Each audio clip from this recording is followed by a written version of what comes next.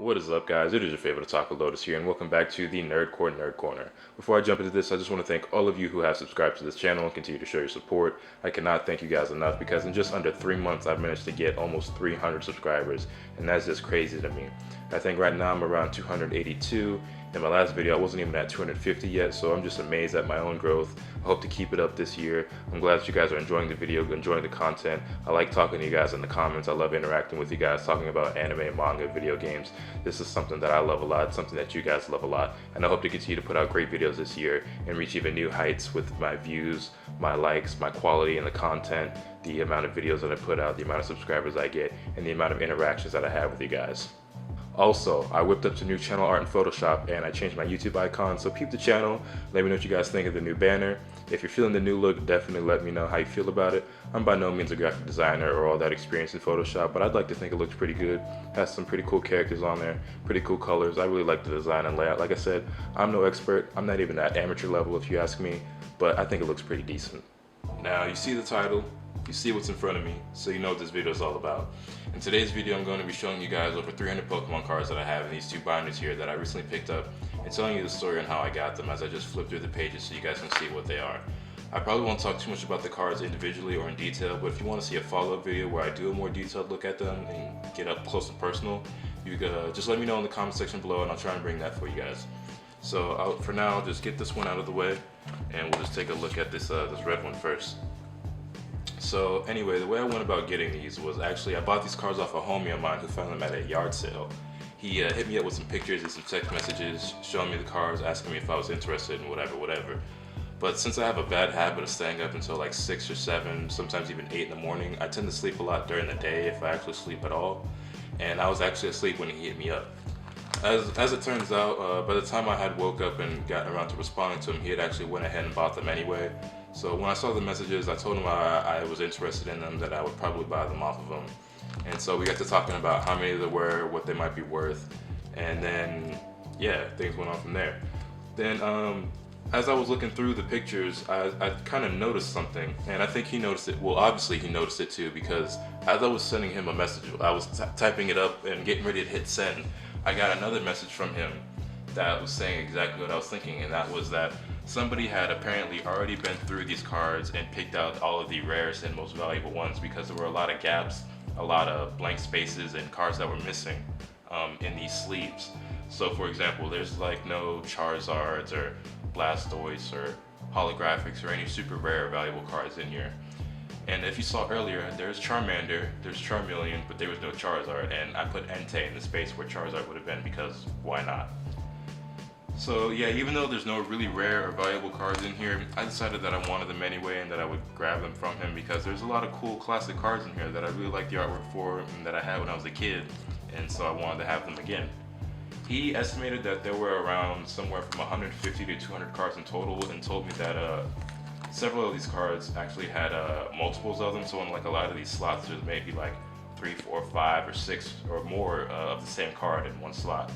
So for example, there's like 6 Charmanders in one slot. Well, actually now there's 7 because there were 6, but adding that to the one that I already had, now I have 7. There's 6 Charmeleons, a handful of Ponytas, and plenty of others. And actually, now that I think about it, a lot of the cards that have multiples, there's at least like 4 or 5 of them, and a lot of them have 6 or even more. So yeah, even though there are a decent handful of cards I didn't necessarily want or care for, there's plenty that I really like. And I'm happy to have like Jigglypuff, Eevee, Bayleaf, Ponyta, Charmander, Charmeleon, Vulpix, and a ton of other ones that I just remember having as a kid, or that I really like the artwork for, so I'm more than happy to have. And here's the last page of this binder, so I'll just let you guys get a quick look at that real quick. And yeah, I'll move on to the next one. So here are those Eevee and Jigglypuff cards I mentioned. Really cool, really nostalgic for me. I'm not a big Jigglypuff fan, but I do like the card and its artwork. I am a big Eevee fan, however. Eevee is actually one of my favorite Pokemon of all time. Really like Eevee and all the Eeveelutions as they're called. Umbreon and Espeon are probably 2 of my favorites, if not my very favorite. That being said, I really loved Pokemon Colosseum and Pokemon XD Gale of Darkness.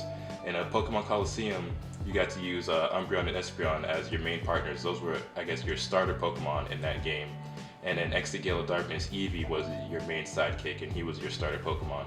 Those were Pokemon games that came out for the Nintendo GameCube. If you guys have never played them, I do highly recommend them. They were a lot of fun to me. I think they were fantastic, especially for a Pokemon game.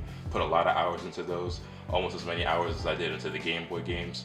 So yeah, really great. If you never played them, definitely go check it out. But getting back to the cards, my boy and I, we weren't really sure how much they were worth, but we figured they were at least worth what he paid.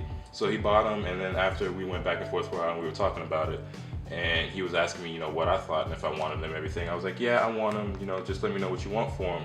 And he hooked it up. I mean, he gave them to me. I won't say what the price was, it's not really important, but he sold them to me for exactly what he paid. Not a penny more, not a penny less. And not only did he bring them to me, or not only did he sell them to me for the price that he paid, but he also brought them all the way to me at my house. So thanks, man, I really appreciate it. You know who you are, good looking out. So once I got the cards, I pulled them all out of the sleeves, organized them by type, counted them, and I forget the exact number, but I know for sure it was over 300. I wrote it down in my notepad on my phone, but I ended up deleting the note. And yeah, no, I don't remember. I think it was somewhere around 330, but I can't quite remember. But I think that was about how many there were in here. I think my boy, he underestimated how many of these cards actually had, you know, more than triples or quadruples of the same card. Like I said, a lot of these cards, there's like 5, 6, or 7 of the same card. So yeah, we were both pretty surprised once I counted them out, and there was actually over 300 cards in here. But yeah, that's really it. I hope you guys enjoyed this video. I just wanted to flip through these binders so you guys can get a look at what I got and hear the story behind it. I'd like to think it's, you know, a pretty decent addition to the collection. A lot of really cool and classic cards in here. Some that I don't care for, some that aren't from some of the older sets, some that are from relatively newer sets. Like, for example, this Sandshrew here, as you see, it's not like these older ones that are from like base set or jungle, or, you know, some of the first Pokemon sets. This one's not a new card, but newer than these.